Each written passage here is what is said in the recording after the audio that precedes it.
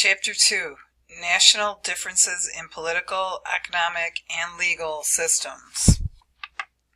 This chapter reviews how the political, economic, and legal systems of countries vary.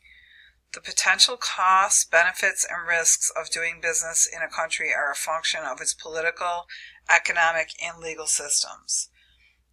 The chapter makes a lot of points.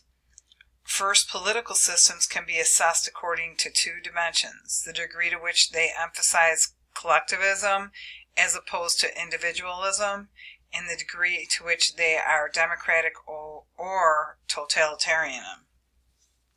Collectivism is an ideology that views the needs of society as being more important than the needs of the individual.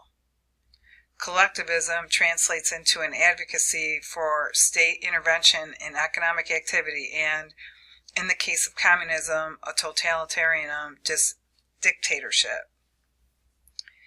Individualism is an ideology that is built on the emphasis of the primacy of the individual's freedoms in the political, economic, and cultural realms.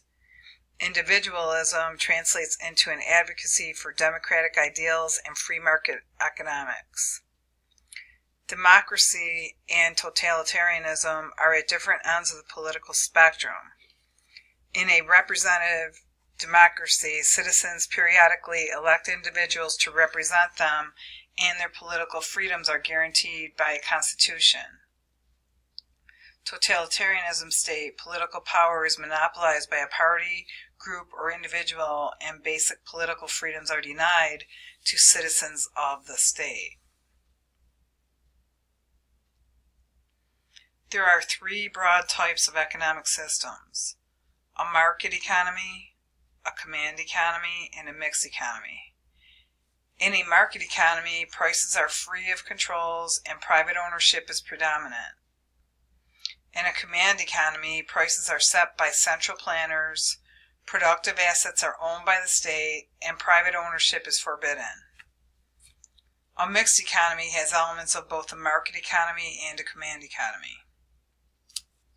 Differences in the structure of law between countries can have important implications for the practice of international business.